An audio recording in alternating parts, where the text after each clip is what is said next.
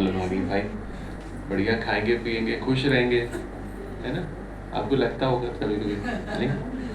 तो मेरे को तो बहुत लगता था। 10 साल चले गए मेरी लाइफ के ऐसे। तो 10 साल तक मैं यही सोचता रहा कि अरे क्या करना है उधर जाके, क्योंकि मेरे को ये लगता था ये जो ब्रह्मा बाबा का फोटो है ना, मैं बाबा को क्यों मानूं? मैं तो हमारे इतने देवी देवता इतने भगवान हैं, क्यों हम लोग को क्या पड़ी है? तो पाकिस्तान से आए थे वो, तो बहुत प्रॉब्लम थी मुझे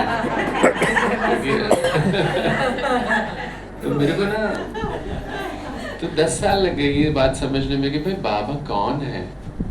ब्रह्मा बाबा ने भी आज मुरली में भी बोला है कि जिसको सत्य परिचय नहीं है ना परमात्मा का, जैसे मैं समझता हूँ सारे धर्मों की नींव जो है वो सनातन धर्म जिसको कहते हैं हम, देवी देवता सनातन धर्म में है ना? सभी लोगों ने इस धर्म को कॉपी किया है, सभी धर्मों ने, मैं कॉपी नहीं बोलूंगा, उसका पालन किया है ना? और जिस रूप में बाबा है ना उसको सब धर्म मानते हैं। तो बाबा ने आके, ब्रह्मा बाबा ने आके बाबा का सत्य परिचय दिया। बाबा का बहुत शुक्रिया हम सबको करना चाहिए दिल से। और ये वो धरती है जहाँ पे हमारी दादियाँ, जहाँ पे इतनी सेवा हुई है, तो आज तो मैं बहुत बहुत बधाई आपको दूंगा कि मैं तो जैसे ही सुना कि यहाँ दादियाँ आई हैं सब, मैं दीदी 97 में मुझे गुरुजी ने जबरदस्ती ज्ञान सरोवर भेज दिया था। हरीश भाई ये जरूर बताना फिर ऐसी कौन सी बात हुई ताकि सबको मोटिवेशन मिले कि फिर आप बाबा के बच्चे हो। एक तो नहीं, ऐसी बहुत सारी बात है पर फिर भी जी जी मैं जरूर बताऊंगा। मुझे सबसे ज्यादा जो मतलब बात लगती है कि मैं 97 में ज्ञान सरोवर पहुंचा था, तब ज्ञान सरोवर बना था एकदम नया। तो मैं जब पहुंचा तो कहते हैं ना लोग भव्यता देख के भी कई बार सेंटर, अब तो ब्रह्मा कुमारी 140 देशों में, आप लंदन जाओ, आप पेरिस जाओ, आप ऑस्ट्रेलिया जाओ, आप देखो वहाँ पे सेंटर्स, आप दिल्ली ओआरसी जाओ, आप जहाँ भी जाएंगे इतने बड़े बड़े भवन और रिट्रीट सेंटर तो ऐसे हो गए, सब जगह है। और ये 4-5 गाने क्या गा दिए, मुझे सब जगह का वीजा मिल गया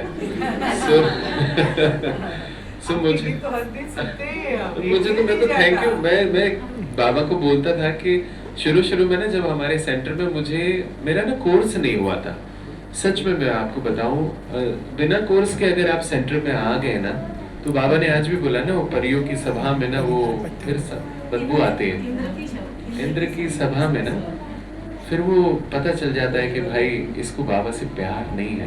तो मेरा 10 साल ऐसा निकला है, मैंने खूब सभा में ना बदबू फैलाई है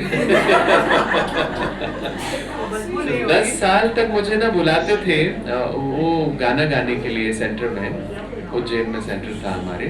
तो वो 10 साल तक मैं मुरली में बैठ तो जाता था, मैं थोड़ा लेट ही जाता था, मतलब वो मीठे मीठे सिकिलते बच्चे आएगा तब तक जाना है अपने को। तो वो जब तक वो लाइन नहीं आती थी ना, वो लाइन मुझे इतना सुख देती थी, मतलब मीठे मीठे सिकिल अभी खत्म हुआ यार।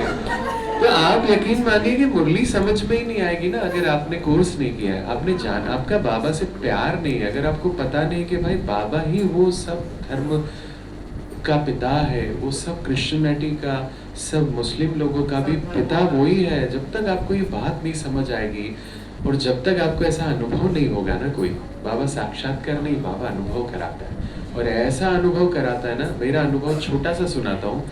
मुझे सेंटर बुलाते थे तो मैं वहाँ पे एक गाना गाता था दीदी,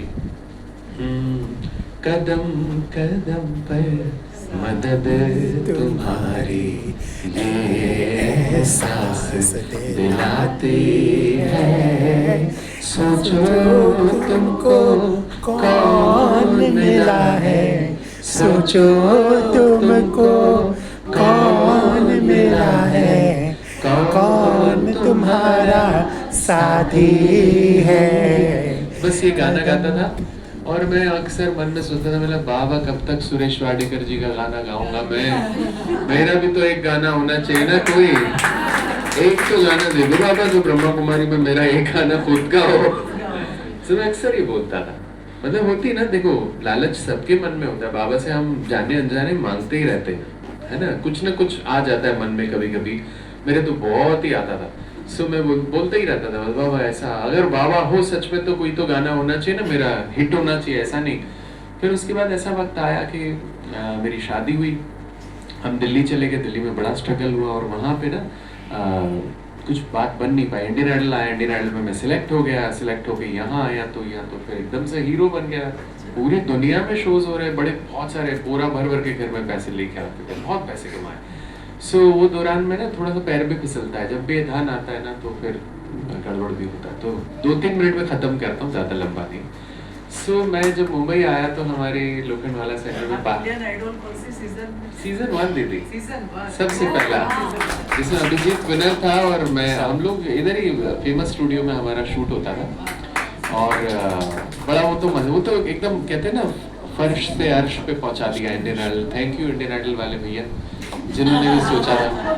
सो वो किसी को निमित्त बनाया था ना, वो क्या नाम है उनका भूल जाता हूँ। सो फुल्लर जी जो यूएस के थे, तो वो पूरी विदेशियों की टीम थी सारी। तो cut the long story short, नहीं cut the long story little long. So वहाँ से फिर मेरा ये संकल्प था कि गाने होना चाहिए। तो एक गाना ना मुंबई जब मैं आ गया तो दिव्या दीदी से कनेक्शन हुआ और उन्होंने, कोई भाई आए थे रमेश भाई, तो उनको बोला कि हाँ रमेश भाई एक गाना है, बोले एक एल्बम बनाना है सब इंडियन आइडल को लेके। अच्छा आपको ये बात पता नहीं होगी शायद किसी को भी। तो एक एल्बम बनाया था, इसमें सब इंडियन आइडल के लोगों ने गाया, अभिजीत तो राहुल ने नहीं गाया था, बाकी सब ने गाया था।